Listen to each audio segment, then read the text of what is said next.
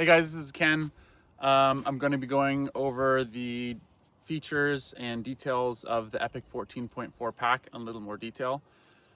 First off, this pack was really born out of necessity. So I like doing longer rides. You know, some days I'd do a 3, 4, 5 hour ride in a hot environment. And so I need to carry 3 liters of water and a bunch of food, sometimes layers. I did trail work, needed to carry some tools. And I was using a traditional backpack, which carried the weight on my upper back. And just over time on those long rides, it really hurt my upper back and shoulders and my neck. Mountain bikers don't live life like this, like I'm standing right now. Mountain bikers are like this all day long. Really having that weight on my upper back and shoulders meant that my upper spine was carrying all that weight all day long. So then I shifted to waist packs. Waist packs solved my comfort problem. They carried the weight on my waist, but they just couldn't carry enough stuff for a full day of riding, or even a 2-hour ride in the heat, a 3-hour ride in the heat, those longer rides. So really what our packs are built for is to kind of have the best of both worlds. To give you backpack level capacity, this is a 14-liter pack with a 4-liter bladder. But put it in the same space that you would wear a waist pack so that the weight is carried on your hips, not on your upper back and shoulders as you're riding. One of the other benefits of this is just having a lower center of gravity gives you more stability on a mountain bike. Anytime we add weight on mountain bikes, we want to add it low, right? Like shock placement has moved lower, downhillers are strapping weights to their bottom brackets. The best place to carry weight on your bike is low. It helps with technical descents, and getting the weight of your pack down here instead of up here really helps with that stability. Last benefit of wearing a pack in this position instead of on your upper back and shoulders is twofold. One, your upper back can breathe. So you have a lot more space open to the air on your upper back, which helps you from getting as sweaty as with a traditional backpack. You'll still sweat down here, but your upper back will just feels a lot more free, like it can breathe a lot more. The other thing is that your torso is squishy, right? Like your ribs squish, your belly squishes, all this stuff is squishy. It's not a rigid bone structure. Your lungs need to expand when you breathe. Your upper back needs to move as you're riding your bike. And so this is really the best place, your hips, where there's a big rigid bony structure to carry weight. So with these packs, that's where the weight's carried. You cinch it on your waist. These shoulder straps are really just there to keep the pack from moving around. Your torso, your upper torso, your ribs, your upper body, your shoulders is really free to move around without being constricted. Your lungs aren't constricted by elastic or by a pack that's cinched on your upper body. Everything is cinched right here. So on the Epic line of packs, really our focus was building a pack that will last for years and be able to endure the abuse that a pack endures out on the trail. So that means crashes, that means tons of sun exposure, like your pack is in the sun the whole time you're riding.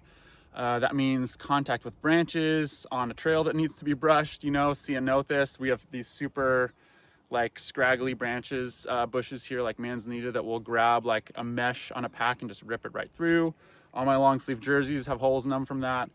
So we really wanted to build a pack where there's nothing to snag, there's nothing to rip, there's no elastic to wear out in the sun over time. If you've had a pack with elastic on it for years, you know that elastic starts to break down in the sun, it gets saggy and then loses its function.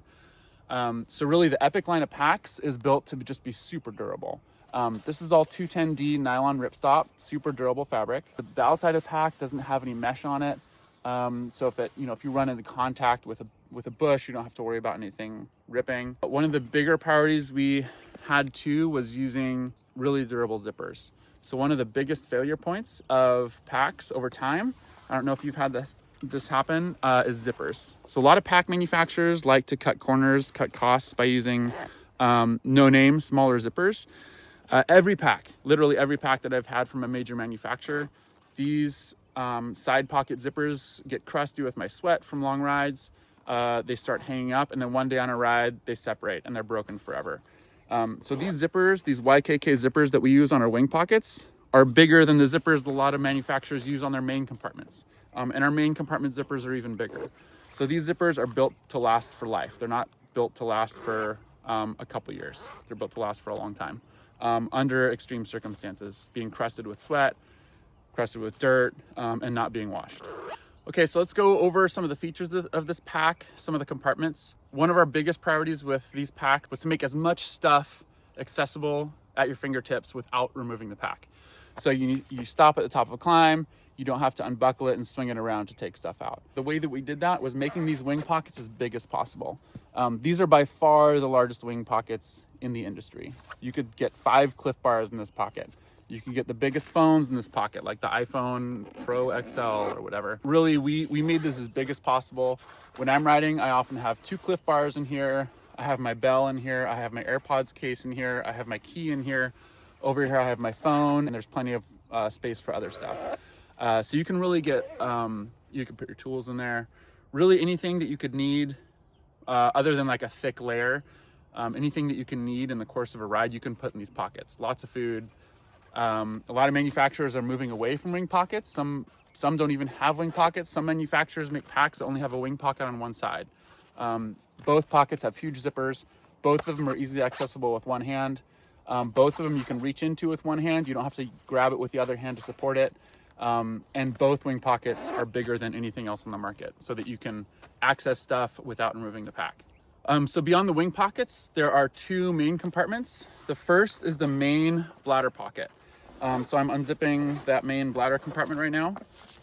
The bladder sits in this main compartment in a sleeve right here. So here's the top part of the sleeve. This lets you stuff other things down in this pack. This bladder actually has about 4 liters of water in it right now. There's a lot of space in this compartment. When I've filled this compartment, I've put 3 liters of water, a couple beers, an insulating layer like a down jacket, a trail saw. You can fit a ton of stuff into this pack. You can also see this Tricot Tech Pocket. This Tricot Tech Pocket is accessed from the top. I'll show you that in a bit, but it sits in the main compartment and keeps fragile things high so they don't get stuck down at the bottom of the pack. So that Tech Pocket zipper is right here. It's a short zipper at the top of the pack. You can stick your sunglasses in there, anything like that. Stuff that you don't want to fall in the bottom of the main compartment so it doesn't get crushed. Next is the tool pocket. So the tool pocket is really big. It has a divider in there so you can separate small things from big things. It'll fit the largest pumps, the largest tubes. Mine usually has a full-size 1-up pump in there, a mountain bike tube, tire plugs, multi-tool, multiple levers, zip ties, and there's lots of space to put more things in there. Trail saw, that kind of stuff. And then last on this 14.4 pack is an outer compression pocket. So this pocket does not have an upper closure, but when you're wearing the pack and you cinch the pack using those waist straps, this pocket compresses down. You can put, trash in here that you find on the trail. You can put broken bike parts. I've put a derailleur that ripped off my bike last week. I put it in here so it didn't get the rest of my pack dirty. And then when you cinch the waist straps, it cinches that compartment down. Okay, let's talk tube routing next. So this Epic 14.4 pack has ports on both sides of the pack. So they can be kind of hidden, hard to see. They fold over on themselves, so they're not super obvious. But there's a hole on this side of the pack, and there's a hole on the other side of the pack. So you can route the hose out either side of the pack. Once you route it out, you're just going to route it through this bottom webbing loop and continue routing it on the same side that it came out of the main compartment through the webbing loops until you get through the webbing loops to a place that makes it so that when you're wearing the pack, that bite valve is in the right place. So let me put this on real quick. So for me, I have this routed through all but the last webbing loop. And what that does for me is when I'm riding, this bite valve is right next to my mouth.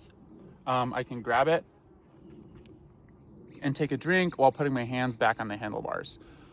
So one of the nice things about that is if you're like climbing a technical trail, you can drink and get your hands back on the handlebars, and then to put the drink tube back in the place it's supposed to be, you don't have to find it again. You don't have to grab it from your mouth and stick it on something. So you're bent over, you're climbing, and you just let it go out of your mouth. This tube and bite valve has an on-off switch. So to turn it off, you just push this down. So now it's off. I can't drink out of it. This is great for like if you're transporting it in your car or something and don't want it to leak over stuff. If like the bite valve gets pinched, you just push this button up again to turn it back on, and then you bite right here to get that water out.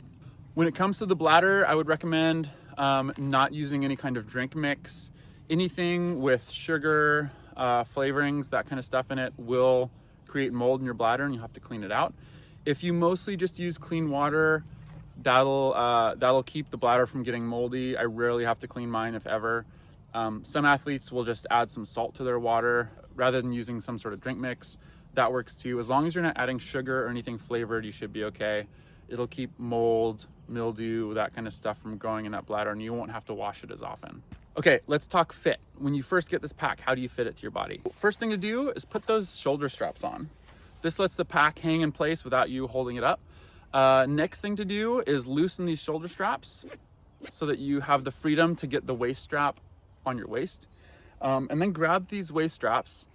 You can buckle the buckle if you want. And then you really want to cinch the waist strap between your waist and your hips.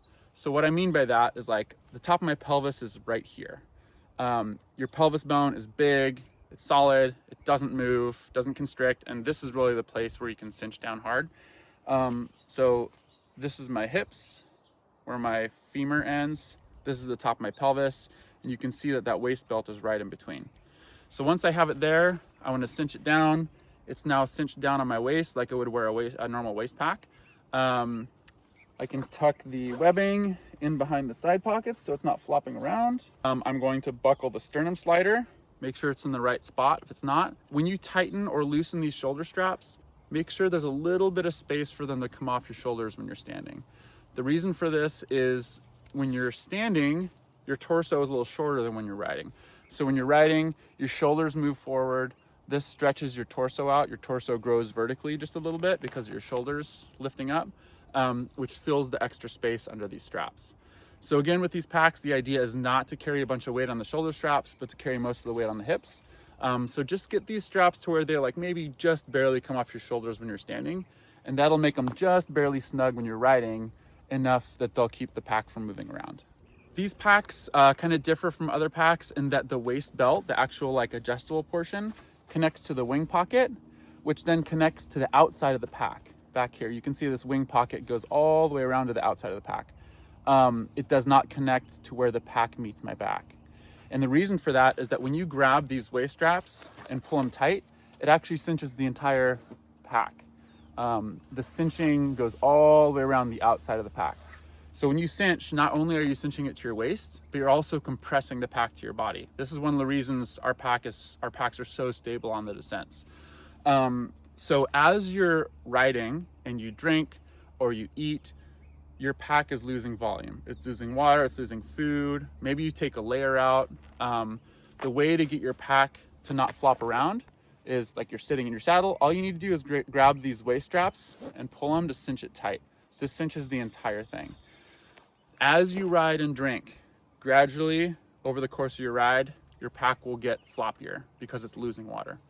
Anytime it does that, anytime you feel like it's getting a little too loose or it's flopping around, just grab these straps, give them a yank, and you're back to normal. Good to go, cinched, and things won't be flopping around.